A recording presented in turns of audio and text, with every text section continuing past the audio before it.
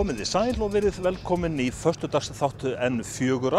Þátturinn nú venjulega tekinn upp í hljóðveri á Íslandi, en að þessu sinni ætlum við að taka þáttinn upp á vesturströnd Grænlands. Við fórum þangað á fimmtudaginn og sjáum svona afrakstur ferðarinnar. Hérna fyrir neðan mig í stærsti flugvöllur Grænlands og fjörðurinn sem að hann stendur hérna við, Syðri Straumfjörður, engin smá smíði, 170 km langur, en sem sagt við verðum á Grænlandi í föstudagsþættinum. Flugfélag Íslands hóf áætlunarflug í sumar til Kangerlussuaq og eru áfangastaðir félagsins hérna á Grænlandi þar með 5 talsins.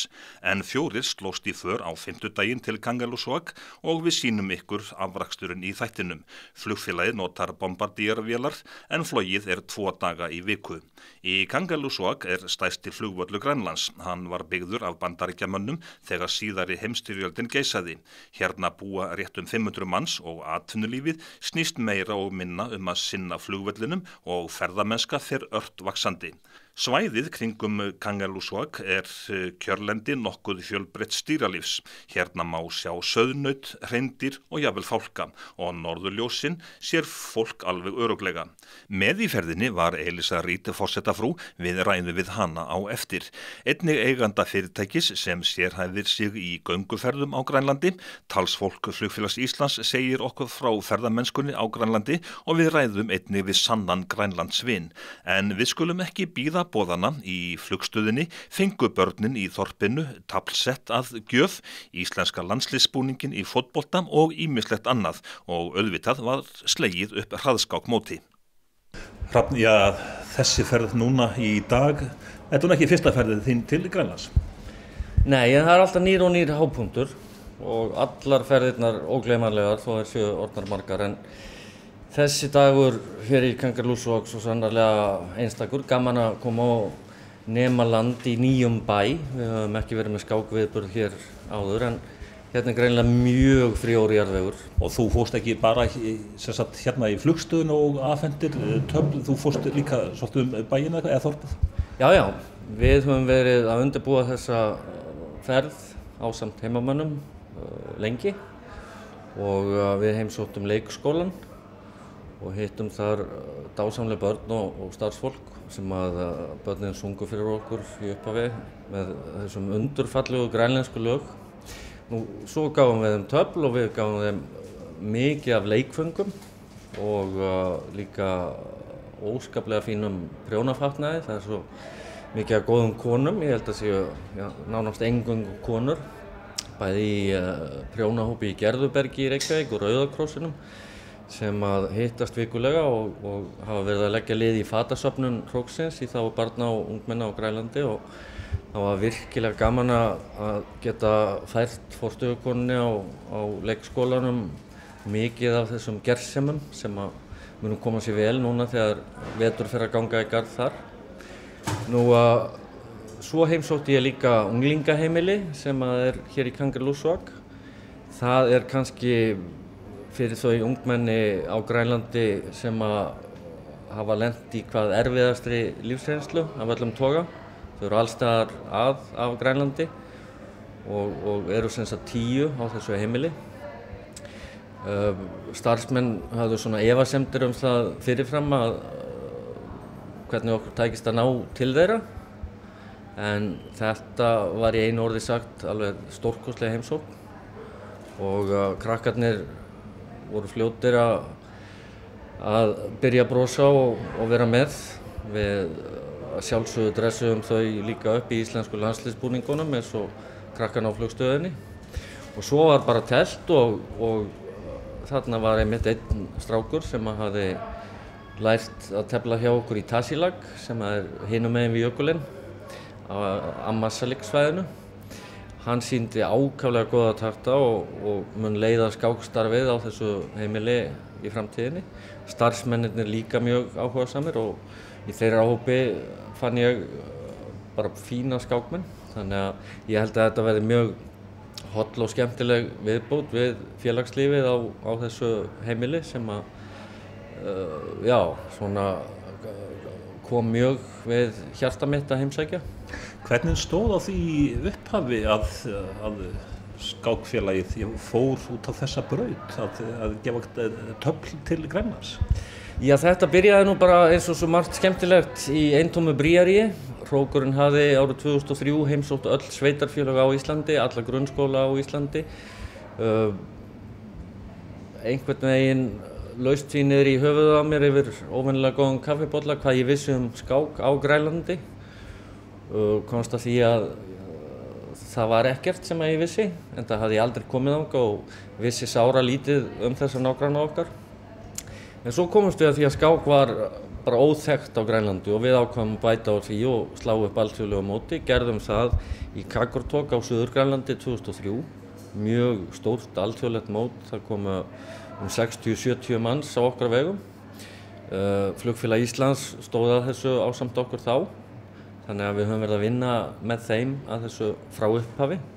Þarna var eiginlega teningunum kastað því að við sáum það auðvitað að þó að þetta væri stórkostleg hátíð sem við héldum þessa sumardaga í Qaqortoq að við yrðum að halda áfram að sá þessum fræjum og síðan hefur þetta undið upp á sig og á þessum 13 árum höfum við farið svona milli 50 og 60 sinnum til Grænlands og haldið skákhátíðir, heimsótt lítil þorp, stærri byggðir, gefið þúsundir skáksetta með hjálp góðra manna og fyrirtækja, einstaklinga, félagasamtaka. Síðan hefur eitt leitt af öðru.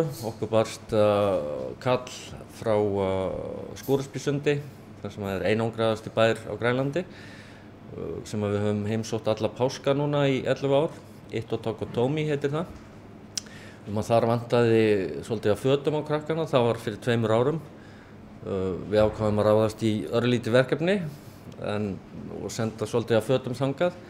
En eins og annað þá hefur það undið svolítið upp á sig og þetta verkefni stendur ennþá og við höfum sendt núna til margra bæja og þorpa á Grænlandi og erum í samvinnu við bæði skóla og félagasamtök þar sem að taka á móti fatnaði og koma í hendur þeirra sem að helst þurfa á að halda.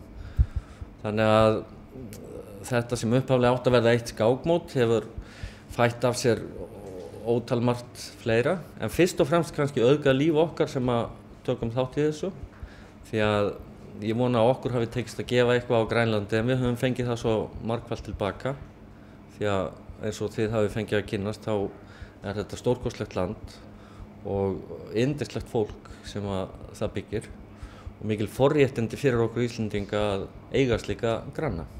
Þú hefur komið á flesta staði á Grænlandi, getur við sagt, eða svona, dregur þetta saman, hvað er það sem að einkennir Grænland og Grænlendinga? Grænland er nú nánast eins og heil heimsálfa, 20 sinnum stærra heldur en Ísland og skiptist í raun og veru í nokkra hluta, Austur-Grænland sem að stendur okkur næst. Þar býr líka alveg sérstök þjóð, talar annað tungumál heldur en á Vestur-Grænlandi. Og Austur-Grænland á mörgu leyti undir högg að sækja. Þeir eru fáir og smáir, rétt innan við 4.000 manns. En standa okkur sem sagt næst, bara landfræðilega og í öllum skilningi. Við höfum lagt mikla rækt við Austur-Grænland. Nú, það er allt öðruvísi í Nuuk, höfuðborginni, sem við heimsækjum svona 2-3 á ári. Við höfum byggt upp mjög öflugt skáklíf þar. Það er borg sem er á stærð við Akureyri, höfuðborg Grænlands, Nuuk, með 16.000 íbúa núna. Þar er allt annar yfirbragð, það er miðstöð stjórnsýslunar og viðskiptanna og svona mun meira af dönum þar heldur en til dæmis á Austur-Grænlandi. Og síðan ef maður fer til Suður-Grænlands á hinnar gömlu slóðir norrænna manna, þá eru við komnir í eiginlega annan heimshluta, það Qaqortoq og landið það sem að Eiríkur rauði nam sitt land, það er langt sunnan við Reykjavík til dæmis og stendur alveg undir því að heita Grænland. Þar eru grasi vaxnar hlíðar og tún og þar eru íslenskar rollur á beit, þannig að maður getur alveg gleymt sér og fundist að maður sé komin í Eyjafjörðinn þess vegna þegar maður siglir inn þessa djúpu og fallegu firði þar. Nú svo lengst í norðri á vesturströndinni, þar er það sem einu sinni hét Thule, þar er einhver nyrsta byggð í heimi, þar er stærsta þorpið Qaanaaq á 80.000 breiddargráðu, en þá hefur okkur ekki tekist að komast þangað, en það er draumurinn að úr því verði nú í vetur. En ef maður dregur þetta saman, Grænland er stórt, það er hrikalegt, það er undurfagurt, fólki sem býr þar er svo blátt áfram og heillandi og falslaust. Ég held ég hef aldrei hitt hrokafullan Grænlending. Þeir líta mjög til Íslendinga sem vina sinna og leggja mikið upp úr því og við mætum allstaðar hlýju og vinarþeli hvar sem við komum. Ég finn það hjá mörgum að þeim finnst Íslendingar koma fram við sig á allt annan hátt heldur en til dæmis Danir gera og auðvitað með heiðarlegum undantekningum hvað Danir varðar. En fyrst og fremst þá eru þeir bara, þeir kunna njóta augnabliksins og þú finnur ekki þetta stress sem er þar. Það fer kannski taugarnar á okkur að 5 mínútur á Grænlandi geta þýtt korter eða klukkutíma, en það er líka allt í lagi, sko. Þeir bara njóta andartaksins. Við Íslendingar segjum gjarna þegar svona útlendingar, alveg útlendingar koma, sko, þá verða þeir Íslandsvinir. Þú hlýtur að vera Grænlandsvinur. Ég lít á mig sem að sjálfsögðu vin Grænlands. En Grænlendingar sjálfur, þeir hljóta að tala um þig sem mikinn Grænlandsvin, ætla ég nú að segja. Já, ég vona það að þeir sem að ég hef átt í láni að fagna að kynnast á Grænlandi líti á mig og upplifi mig sem Grænlandsvin. Það er bara hluti af því hvernig við vinnum í hróknum að við komum fram bara af auðmýkt og af látleysi og af virðingu og með gleðina að leiðarljósi. Við erum ekki komnir til Grænlands til þess að segja þeim hvernig hlutinir eigi að vera. Við erum komnir til þess að kenna og útbreiða skák, en líka til að skapa gleðistundir, bæði fyrir börn og fullorðna og búa til góðar endurminningar, búa til brýr. Þannig að þetta snýst ekki bara og kannski ekki alltaf fyrst og fremst skákina, heldur um samstöðuna og vináttuna og það að meta hvert annað að verðleikum. Bara þakka þér fyrir daginn og gaman að fylgjast með þér smá stund allan í flugstöðinni. Þú leggst væntanlega svona sáttur á koddann í kvöld. Það ger ég svo sannarlega og við munum búa lengi að þessum stórkostlega degi í Kangerlussuaq, en við erum auðvitað líka að leggja drög að næstu ferðum og þeirra verður ekki langt að bíða.